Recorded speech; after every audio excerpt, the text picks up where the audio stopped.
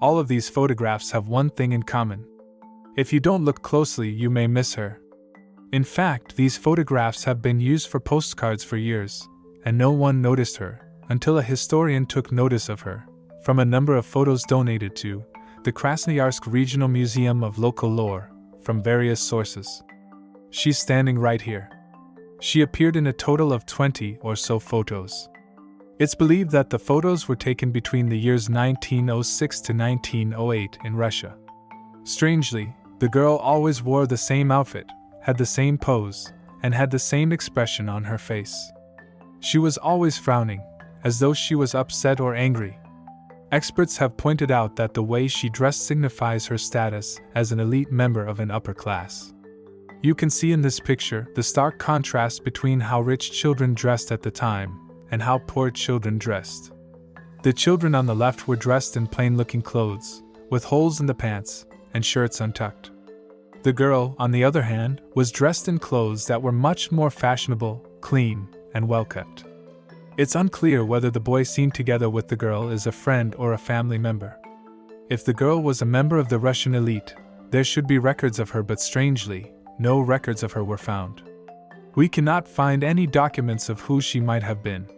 Some have suggested that perhaps her family had fled Russia during the time when the monarchy was contested, and the photographer may have taken those photos of her as they were fleeing the place they once called home. Many wealthy Russians fled Russia during that period of unrest, and they found homes in Europe and America. Could this girl have been one of those Russian families who fled? Interestingly, the girl was never the subject of the photographs. Photography was a new invention at the time, and only the wealthiest families have access to cameras. Photos were rarely taken, and if it was taken, it would have only been taken at a former setting, once a year, if they were lucky. Some believe that the photographs were taken to be sold as postcards. It was a way to make money at the time, when some photographers would choose to sell their photos and turn their hobby into a source of income. There's also a theory that the girl may not have been real. Evidence points to the photos where the girl was not visibly present until the negatives of the photos were developed, which the girl was then able to be seen. It wasn't a time when photographs could be easily tampered with. Cases of people editing the photos were almost non-existent, due to how expensive it was to take just one photo, and how limited photo editing technology was at the time. How did the photographer manage to hide the girl behind the negatives? This theory has led many to dub the girl in the photos as the Phantom Girl of Siberia. Another reason why this Phantom Girl theory was proposed pointed to the fact that the girl doesn't seem to age at all in the photographs, even though the photos were taken at least 2 years apart. Experts know the photos were taken at least 2 years apart by studying the building behind her.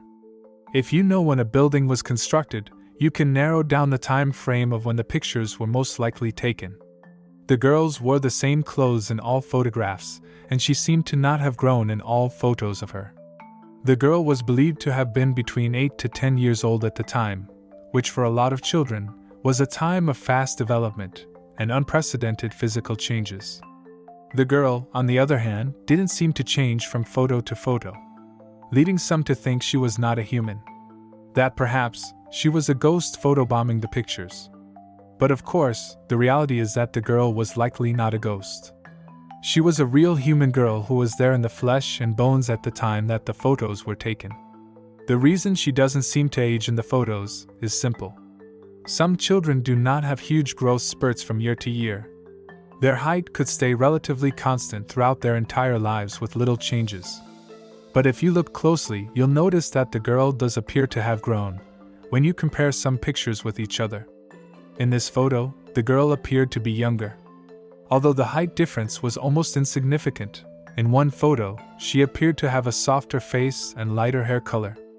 For some people, their hair color gets darker as they grow older.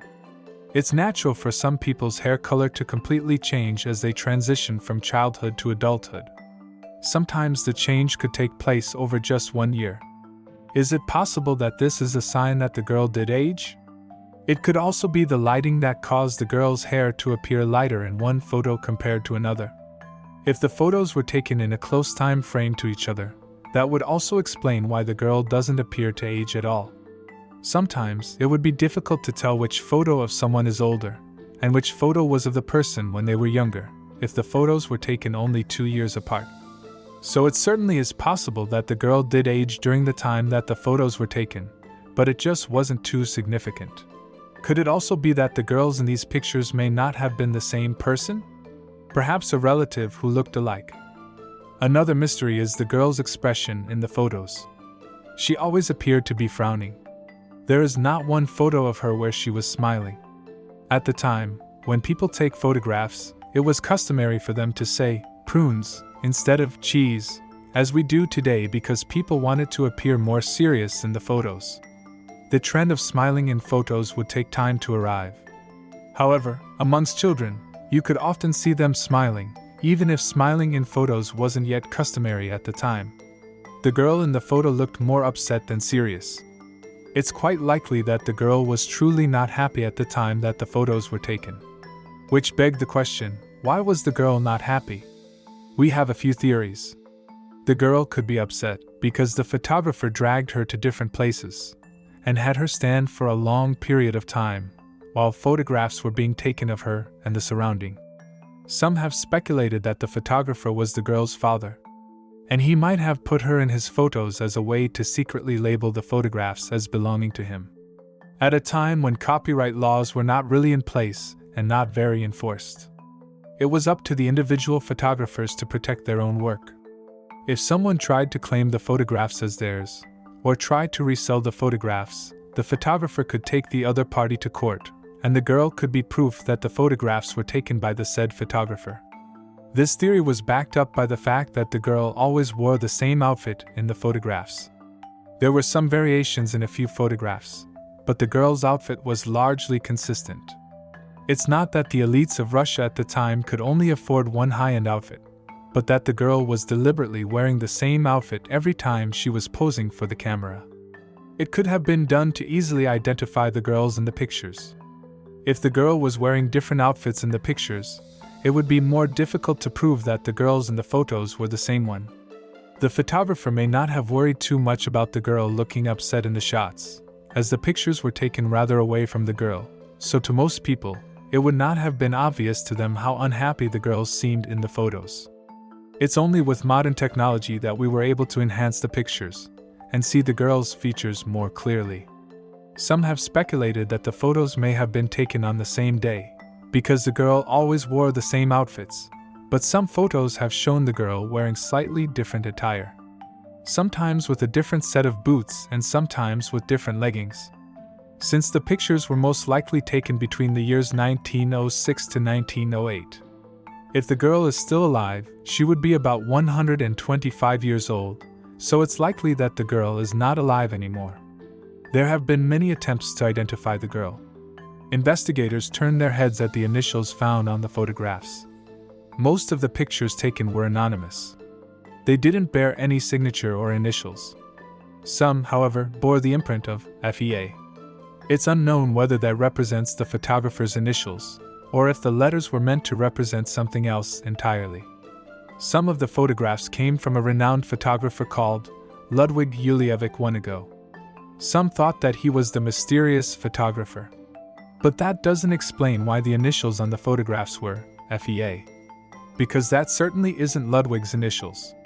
Some experts believe that the photos were not taken by a professional. Photography was the hobby of some wealthy people at the time.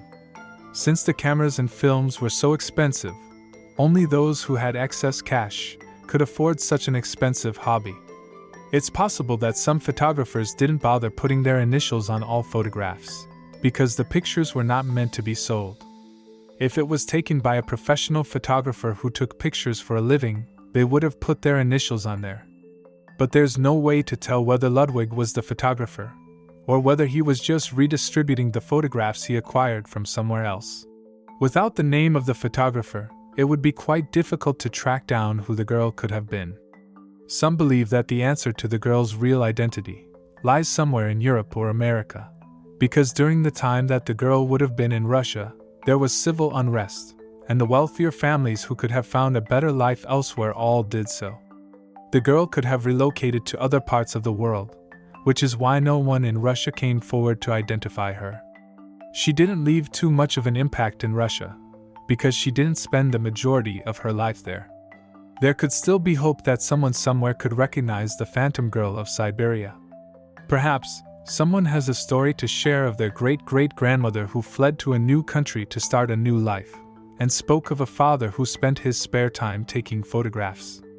She may have laughed at how she deliberately frowned to frustrate her father, but it never deterred her father from his annoying hobby.